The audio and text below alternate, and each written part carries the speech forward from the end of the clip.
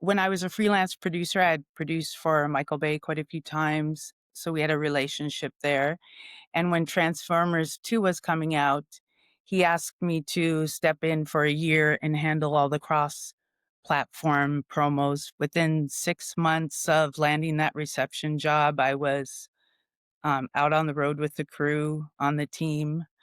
It was exactly 1 year to a day after that that I produced my first commercial. I bought a 1971 Volkswagen bus, and Nice. I drove around the country picking up auctioning gigs.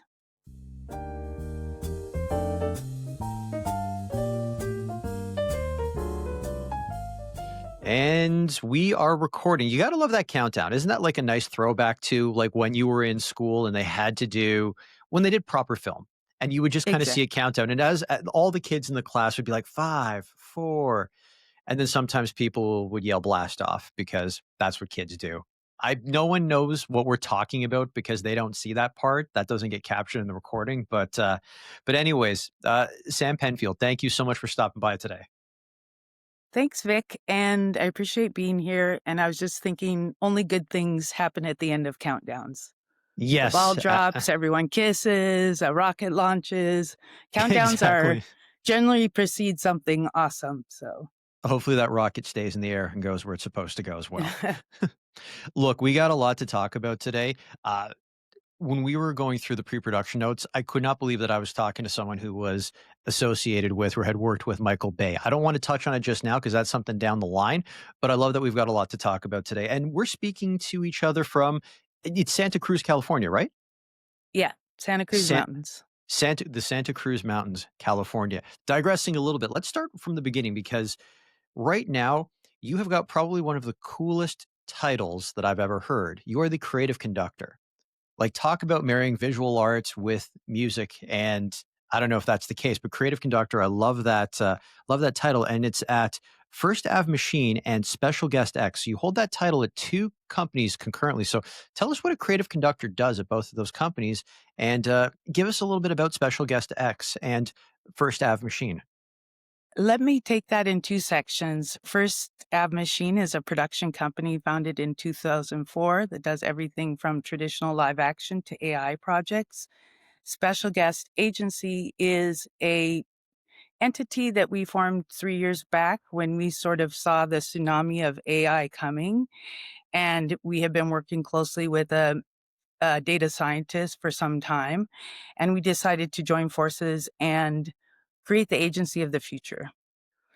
And as far as creative conductor, it's simply put just being in the role of understanding the client's needs and putting together the perfect team to meet those needs. Well, Sam, we got a lot to talk about today, but as always, we're going to go back to the beginning. You're from, if I got it right here, is it Bowman, North Dakota? Bowman, North Dakota. And I looked up Bowman, North Dakota before we started, and I gotta tell you, what I got from a lot of the photos I saw were, Yellowstone vibes. Or, like, if you've watched Ransom County on Netflix, I don't think it's based in Texas, but I don't think they film it in Texas, but I was getting, like, a lot of vibes from, like, kind of like a modern cowboy-esque type town. Have I got it right? Yes, it's very much a rural community. When I was there, there was 800 people in the town, very much a ranch That that community. is small, yes. And it was funny because you asked me what my interests were growing up, and I was thinking mostly my interest was to get out of Bowman, North Dakota. That was You hear also that my from a lot of hobby. people that have, like people who grow up in small towns, like, I hear that a lot. I've done, like, more than 100 of these, and every once in a while, it'd be like, "My goal is to just get out of Dodge." I just wanted to, and you had an interesting opportunity to get out of Dodge with your family. I always ask people what their first jobs are, and usually I get things like babysitter, they worked in fast food or retail or at the grocery store, but tell us what your very first job was.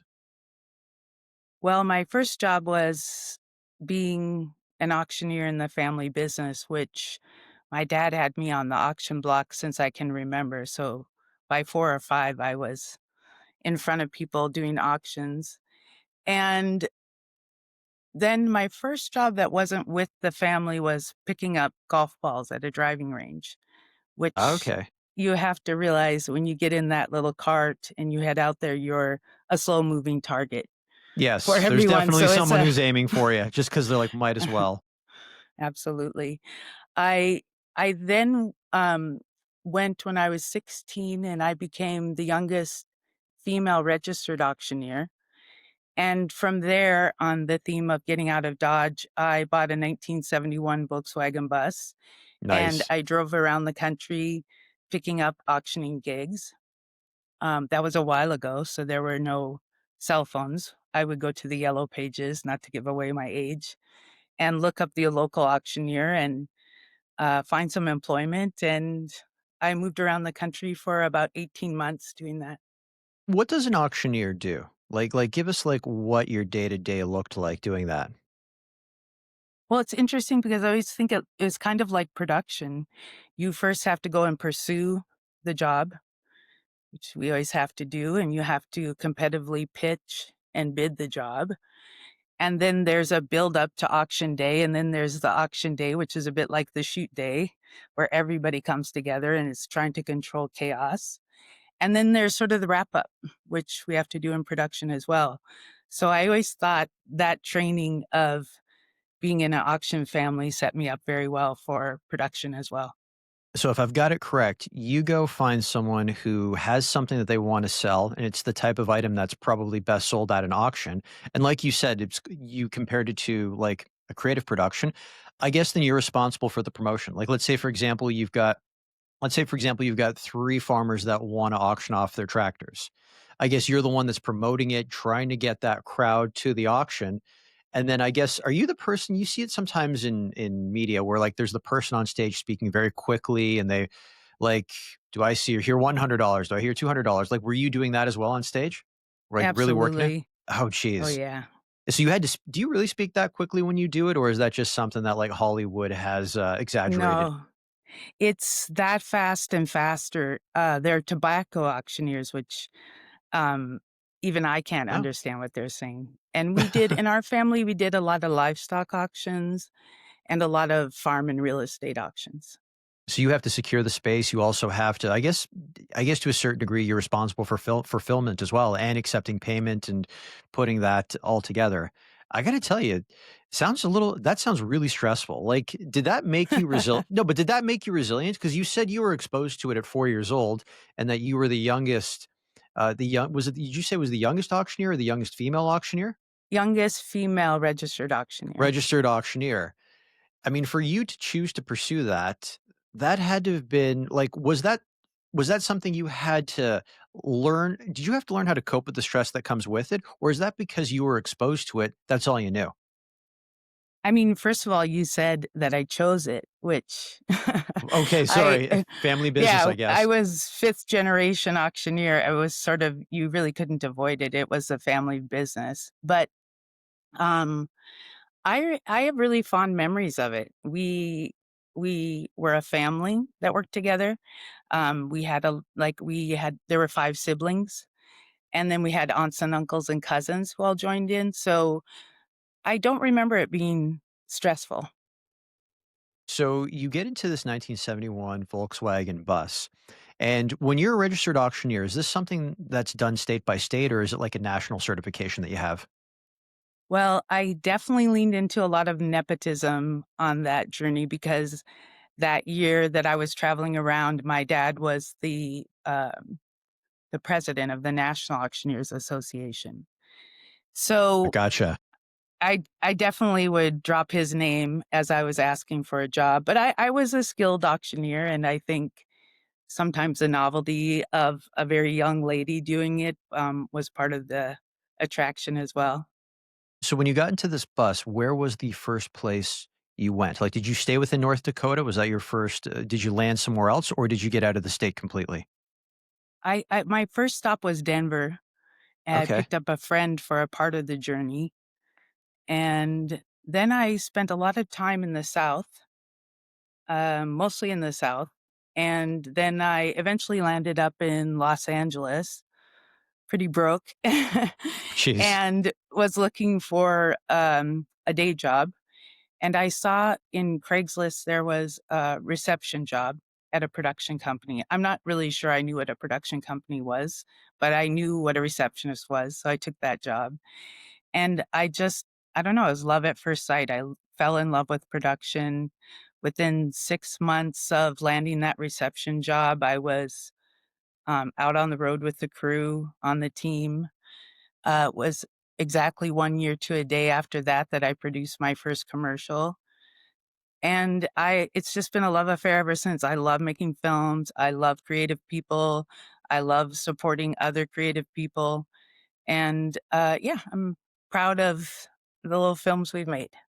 And your knowledge of media and marketing and just advertising in general, it was quite limited growing up because you were growing up in rural North Dakota.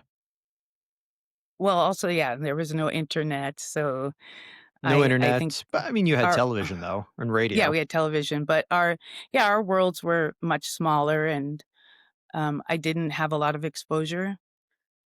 I've done a lot of work with, groups like Streetlights and Made in New York, encouraging young people who also don't have contacts or even context for what a production career could be, and I would always let them know, like, I basically started with 0 contacts in the industry either, and, it's just a great industry. It's so results driven, so if you can step in and make a difference, there's always room for more creative people. Did you think that you were gonna stay within that job or within that industry when you first got it, or were you looking to make money to possibly land somewhere else in the country? Because it seems like your early life was very nomadic, and you enjoyed that. I was looking to land in Los Angeles, and I remember my shift would end at 5 p.m., and then, much like the room I'm in, there was a loft where production was, and I would go up and volunteer to help with the production team. It I really from day 1, I just fell in love with it. I was kind of blown away that all these cool jobs everybody had, and also, I felt like, I was with my people, Mm. creative, maybe not the most mainstream people, and I just enjoyed the people and the filmmaking aspect of it, and yeah, I never looked back after probably a week there, I was convinced that's where I wanted to stay. And I've got this right, from there, you moved on to Johnson Burnett, and that's where you were their head of production. Not exactly, because I did a couple years of freelance production work, um, and really that's where I gained a lot of my skill set. I was producing for Joe Pitka, Michael Bay, and I got a reputation for being able to work with, the biggest directors with big personalities, and through that, I was sort of cast in this role at Johnson Burnett of being the executive producer for any director who was coming in from outside of the US, and I would executive produce their projects. So that was fun too. I had a lot of exposure to a lot of really great talent. Why do you think you were good at dealing with the more difficult directors? Do you think you developed a lot of patience working on the auction scene? Because that, just from what you were describing earlier, seemed incredibly fast paced and incredibly stressful. So it seems like a demanding director when everything else is in place, even though other people might find that stressful. Based on what you'd been exposed to professionally, that must have seemed a lot easier. My dad has a huge personality. He had a huge Ah, personality. okay. All right. I'd say Gotcha. I was, groomed from the role from the very beginning. So, I don't know, I really just love creative people, and there's nothing more enjoyable to me than helping them realize their vision. And your next move was to, is it, I've got it right here, Chelsea Pictures. And this is Mhm. an interesting one because were you starting the studio in this instance right here? No, pardon me. No, Steve Wax had the company Chelsea Pictures for some time. He was just opening an LA office. Gotcha. Okay. So it was an LA office. Yeah, and Johnson Burnett had kind of been his LA office. So I had gotten to know Steve really well through that relationship. And When he opened the LA office, he asked me to come and work with him. Was that a difficult undertaking, or because you'd already had exposure to the company, it was just kinda like riding a bike with them? I mean, every job has its challenges, production has challenges. It was a really great experience. I learned a lot. There was a lot of very good executive producing talent there to learn from. Um, When you were Not opening the particularly LA office, challenging. though sorry, when you were opening the LA office, though, was this could we say that this was your first job where you weren't just concerned with the production day to day, but you also had administrative tasks on your shoulders that you might not have had to you look after in the past? I think there's a huge difference between line producing and executive producing. In line producing, you're responsible for the entire budget, creative output, the calendar, and also just everybody getting along. It's a very different mindset once the job is awarded versus being an executive producer, which is really a kind of a sales position where everything is all about possibilities. Mm. And when you're in production, it becomes about a little bit more about what's possible within this container. Your next role was working at the institute. But even though when you hear the name institute, you think maybe it's like some sort of like public institution associated with a college or university, but the institute is actually Michael Bay's production company. And so how did the opportunity to start working with Michael Bay present itself? The institute is the actual name is the Institute for Enhanced Perceptual Awareness. And it was Okay. Michael Bay and it was Michael Bay's production entity. And when I was a freelance producer, I had produced for Michael Bay quite a few times, so we had a relationship there. And when Transformers 2 was coming out, he asked me to step in for a year and handle all the cross-platform promos for Transformer 2, so Transformers 2 LG, Transformers 2 Burger King, which meant a lot of moving between CAA, Michael, and then various agencies who had those accounts. What's it like working on a production of that sort of magnitude? Because we know that Michael Bay is very flashy. He's got a very strong relationship. I know one of his benefits, he's got a very strong relationship with the US military. Like they enjoy working with him. And he likes to do a lot of big stunts in camera, which I enjoy as well. As someone who watches a lot of movies, I kind of don't like that a lot of those big action sequences have been replaced with CGI. So what is it like on a set like that where instead of just really two actors doing something a little bit more casual in front of the camera, you've got explosions going off. You've got perhaps enhanced safety protocols that you've got to look at. Maybe you've got to go to the city you're filming in and get additional permits and try to twist some arms to let them know that, you know, you're going to be shutting down a major intersection and then blowing it up and then putting it back together for them after production is done. It was definitely serious business, every job.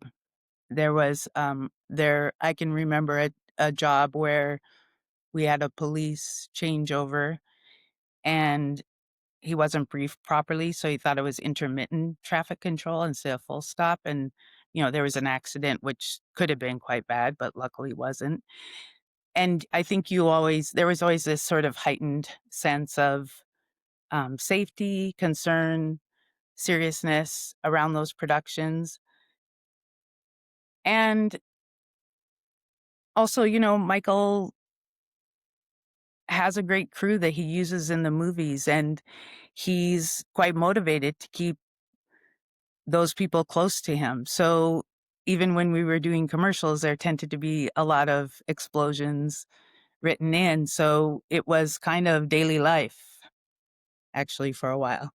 That kind of became like a Michael Bay convention because I think one of the commercials you're referencing, it was I don't know what brand it was for. I mean, correct me or jump in at any point, but I think they wanted to make a point of letting people know that this was a Michael Bay commercial and that things were going to be blowing up around it. I want to say it was probably for a quick service restaurant. I want to say, and it was like someone eating I a burger think and you're stuff was thinking of blowing up. Burger King, and we That was built it, probably. yeah, we built a false brick wall. Um, on top of the Burger King, and this is where, the grill that they cook the burgers on transforms and becomes a Yes. character, a Burger King. Yeah. Well, Yeah, there was everything. that was the one where we had the accident. Jeez. Well, I mean, I've enjoyed all of his films. I'd say particularly the Bad Boy franchise is probably one of probably my most favorite of all the Michael Bay films. But I love The Rock. oh, okay. Going back to Sean Connery and Nicolas Cage. That was a good one. I forgot that he did that one. Was that one of his first films? I'm not actually sure. Okay. I Movies in with my memory, it's the first film that I remember from Michael Bay, but he might have I'm not really sure. oh, you got me all nostalgic now. I miss the 90s, especially film in the 90s when a lot of those action sequences had to be filmed in camera. But at this point, you leave, and here's where we're going to bring things full circle because this is where you become partner at the companies we've been speaking about. So you become a partner with First Ave Machine in 2009. So how did that opportunity present itself? And was one of the attractions to it being able to have a stake in the company and take a little bit more authorship over your career?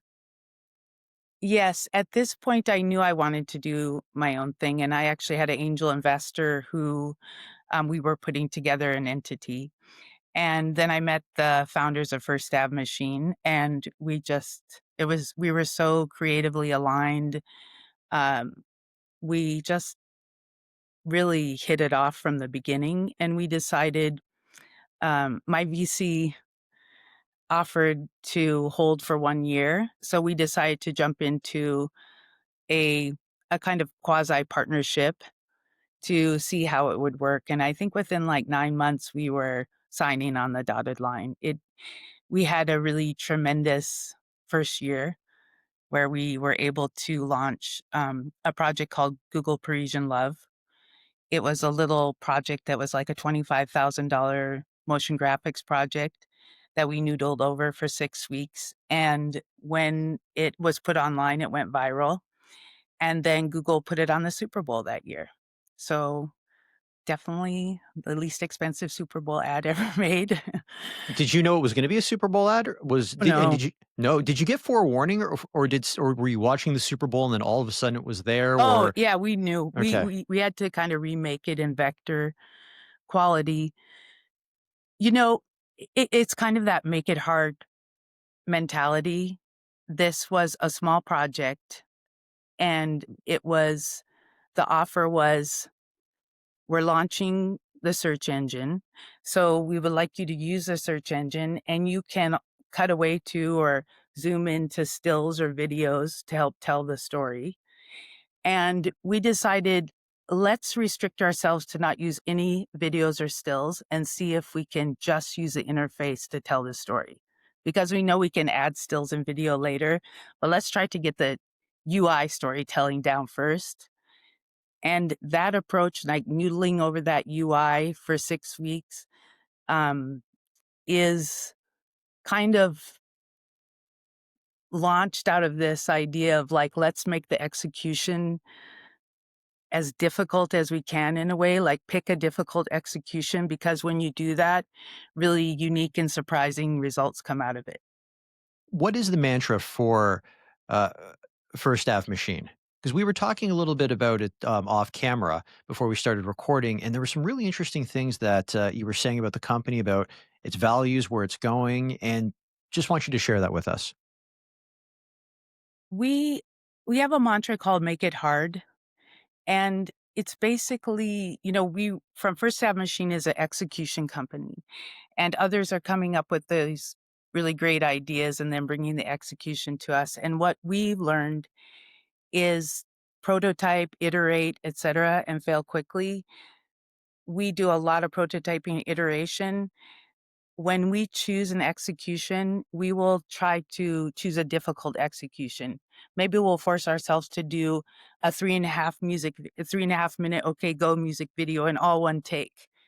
And we did that actually. And in that music video were like 16 wardrobe changes and 22 optical illusions. Okay, so So when you do something in one take though, because I like this stuff quite a bit, how many takes did it take you to get that one take? And if you get it in one take, do you say that's a wrap, or do you say maybe we should try it 2 or 3 more times? you definitely keep going if you have more time, but I don't know why the universe works this way, but we've done a lot of this one take stuff, and it's always like the last take, the second to last take, when you've completely run out of time You hear and it those has stories to where come pressure together. pushes it, yeah. Because I mean, the first thing I'm thinking about right now is Birdman, and I know there were cuts, but a lot of those were, like, very long one-take scenes stitched together creatively to make it look like it was one long take. Well, if you haven't seen the latest OK Go music video called Love, definitely check it out. It is in camera magic. Okay. It's really fantastic. And we love to look at the execution and we never want it to overtake the storytelling. It should always support the storytelling, but maybe in a PR sense or a behind the scenes sense, it can be its own story. That's not necessarily the reason we do it. The reason we do it is the earlier thing I said about this kind of experimental process where there's no reference for what you're doing and you just dig in and do it. You get these really interesting and creative results that are unexpected and exciting and very ownable. Well, there's a lot of experimental stuff going on right now. You had brought up AI in our conversation. And I know from working with people in the creative services industry, some people are all in on AI. Some people have got a little bit of trepidation saying, okay, maybe this isn't a big deal, but it's more of another tool we can use. And then you've got other people who think it's going to undermine the entire creative process. It seems like you've integrated it into the work that you're doing now. At what level are you doing that? What role does it play? Wow, that's like a lot to unpack. We are super excited about AI. Where we get most excited about AI is when AI allows us to do something that we couldn't otherwise do. So, if I would try to distill it all down, we like to work up until the edge of human capability. We get really excited about that. Hmm. In camera magic, the most that humans can do. And we get really excited about AI when it allows us to do something that we couldn't otherwise do. Just a couple of examples, and these are all on First Stab's website, is we made 1.3 million personalized videos, each one Sorry, having sorry, did you say 3.1 million? Sorry. no, 1.3, but Sorry, 3.1 is 1.3. yeah. Okay, sorry, it's 1.3, yeah, that's still a lot, okay. Okay, Each one 1.3. 90 seconds long. Each one had 22 points of personalization about the person, and it was so much content that if you watched it back to back, it would take 5 hours to watch the content. We had to use AI to build a algorithm that could quality control all this content. I'll pause for a moment. Okay, no, that's a lot no, that's a lot to take in. Wow, did you guys sit down and watch that, or do you use AI to select? Because the way I'm getting it, and correct me if I'm wrong, you're telling me that there's 1.3, not 3.1. So the creative side of me is thinking that like 1.3 million different takes or POVs, but you're obviously not gonna use all of them. And so I guess Mm-mm. It's Can I interrupt you, Vic? yeah, go for it, please. Yeah. It's like a Mad Libs. You build out a 90-second framework, and then, it was for Carvana, and we basically took the point of view of the car dreaming about meeting its new owner. And Okay. the reason we chose a dream is at the time in Gen AI, you could only get this kind of dreamy look. So we decided let's work with the AI we can. This was a couple years ago. And so the car dreams of meeting its owner, and we used computer vision, which is, I mean, I'm sure you know, but how a Tesla looks out in the world and says, that's a stop sign, that's a person. We use Google Maps and computer vision to look at the route that the car took to get to its owner. And so we could basically personalize it with the name, the location, the drive to get to it. The only thing that wasn't AI is we needed business affairs required we use a real car. So, we had a plate shop for the car, and it would in if you chose to see your video, because you would get an email saying, "Hey, we have a video for you." When you chose to see it, it would actually put the video together in 90 seconds. So, it was Okay. really Oh, fun. okay. I'm really getting this now. So it's like when someone purchases the car from Carvana, that's kind of like they're getting like a little thank you letter. And stop me if this is the wrong comparison, but it's like when someone chooses to sponsor a child in a third world country overseas with like a world, like a charity like World Vision. They sponsor the child, and then as they're sponsoring the child, they might get like a pen pal letter from them or a photo saying, "Hey, thank you. You know, I'm going to school." So it's kind of like, or if they adopt an animal, they might get something from the Humane Society saying, "Here is." Like a makeshift card saying, "Here's your dog or your cat to come pick up." So that's what it was. Oh, that was genius. Okay, I've totally got it now. I like that. Yes. Uh, And another good example is we used AI to find, not create, find 400 language alphabets in the intrinsics of Coca-Cola. And the intrinsics are bubble, condensation, and fizz. So we use computer vision, this is not generative AI, to look at fizz, condensation, and bubbles in the real product and find the alphabet of 400 languages. so kinda like alphabet soup, but you were looking for there were no alphabet noodles, you were literally using AI to say, "Okay, this bubble looks like an E or an A," or like you said, it could look like a letter from another language. Okay, wow, that's amazing. Okay, and you mentioned that these examples are on your site. So, why don't you throw it at the site so anyone listening can go to it to check out some of these examples. And at the same time, too, we're gonna put it in the screen as well, so you can see it at the bottom of this video right now. Awesome. You can check it out at 1stAveMachine.com. We realize that our BTSs are more viewed than our actual spots. So I definitely encourage you to check out the BTS section. Perfect. So, when you say BTS, you're talking about behind the scenes. Hmm. See that? Okay. So, okay, let's digress for a second. When DVDs came out, I was all about the DVD extras, way more than the movies. So I am not surprised that people want to do that. And that's kind of something I don't like about streaming is that you don't get the behind the scenes anymore. And I liked things Hmm. like the director's narration during the film and so forth. But anyways, digressing a little bit, Sam. So Special Guest X, you're the co-founder of Special Guest X. So talk to me about how this opportunity presented itself and what gap you saw in the market that Special Guest X could fill. Yeah, all of our growth has been really organic and really just all about reacting to the marketplace. There are three partners in Special Guest X, and those same three partners were partners in another company called Espada y Santa Cruz. We represented Espada y Santa Cruz for 10 years and have built a relationship with them and all recognized together like this AI tsunami was coming. One of the partners from Espada y Santa Cruz is a PhD in data analytics. And we began to look at how interesting it is to use data to do storytelling, like the Carvana example I just gave.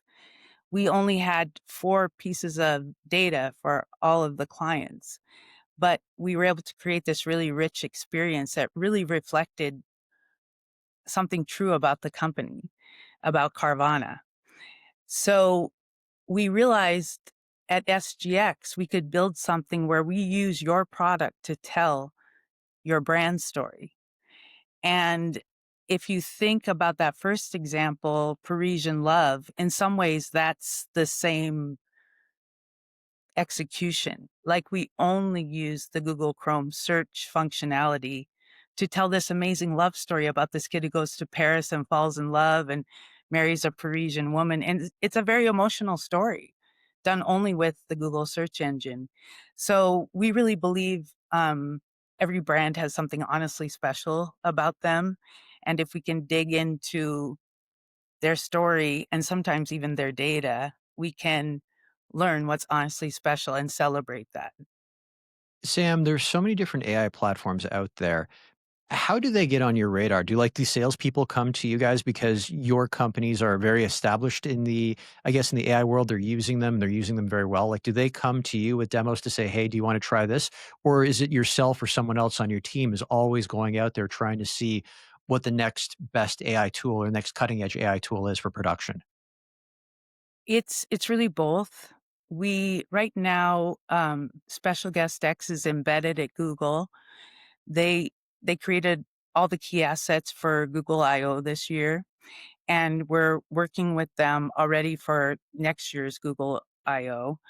We're also creating the Flow platform for Google Flow, and companies like Google and OpenAI will oftentimes give us an early version. We worked with Runway in early versions, and that's awesome. And then we also have an AI forum every month where we actually have data scientists and artists and folks in the know come and present to us and share knowledge with us. So we make a real effort to stay ahead, but we also do get approached by great companies who want us to use their product in new and interesting ways. One of my favorite jobs like that was Meta had 6 weeks of exclusivity on a James Patterson novel, and we were able to, in that 6 weeks, we were able to give his fans a truly interactive experience over Facebook Messenger, where you could start to read the novel, but there would be parts of the novel be replaced by filmed assets and all kinds of assets. So we love this place of tech and storytelling, and I'm not sure if I answered your question. No, you absolutely did. And I just as a bit of a follow-up to that, because you kinda get the first look at some of these technologies, you mentioned being embedded with Google, do you guys also get the opportunity to help provide feedback and shape the products? Because they're probably coming to you saying, "Is this something you'd use?" And you guys might be like, "In its current form, not really, but if you made these changes, here's where it could solve some problems for us." Absolutely. I think a lot of tech brands do look for that outside perspective. They do look for partners who can take the tools, not exactly hack them, but use them in new and interesting ways. And we are oftentimes tapped for that. And it's quite exciting work. And like you said, it's really a privilege to be able to be tapped in that way because it really helps us stay really relevant as well. Alright, Sam, fantastic chat. Are you ready for rapid fire questions? I'm ready. Okay, the campaign you are most proud of. IBM A Boy and His Atom. This was a really special passion project where we were able to create a Guinness Book World Record smallest stop motion video. How we created the video was working with Nobel Prize winning scientists at IBM who had won the Nobel Prize for inventing the first microscope that could detect atoms. So we worked in their research center while they moved the atoms into position. We would take basically a snapshot of this tiny, tiny little stage floor we had, I'll say. And it just is like a really sweet little piece. But the real privilege was like working with these really amazing research scientists. That was very special. Your favorite movie? The Godfather. Very first one, I assume, right? Oh, definitely. Do you ignore the 3rd one? Because I know a lot of Godfather loyalists are very disappointed with the last film. Yes, we do one and two, and then go back to one. Perfect. Oh, it's just the way it goes with that. You know what? As long as no one tries to reboot The Godfather, because we're in this age of reboots right now, I think we're okay with that. They wouldn't Hmm. dare.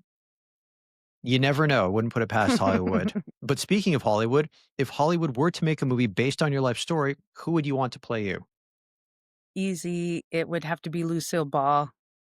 My follow-up to that, if Hollywood were to make that movie based on your life story, what would you call it? Probably Miss Rodeo. Oh, let's say The Adventures of Miss Rodeo Bible Camp 1974. That is a hell of a title. Your favorite book? Walt Whitman, Leaves of Grass. Your favorite song? I vacillate between Highwayman by the Highwaymen or Me and Bobby McGee, Janis Joplin. The best advice you have ever received? I don't know that it's advice, but my favorite quote and the advice I give to people all the time is there was this great artist, Georgia O'Keeffe. A lot of you will know her. She was a really irreverent artist. And She says, I was terrified every single day of my life, but it never stopped me from doing anything I wanted to do. If you could go back in time and give your younger self advice, what would you say? It'll all work out. And my signature closing question, if you weren't in media and marketing, what would you be doing and why? I would be on a marine biology research ship. I absolutely love scuba diving. I discovered it a little later in life, and I would just love to float with the fishes. And we're going to end things right here. Sam, thank you so much for stopping by today. Thanks, Vic. It was really fun. Appreciate you.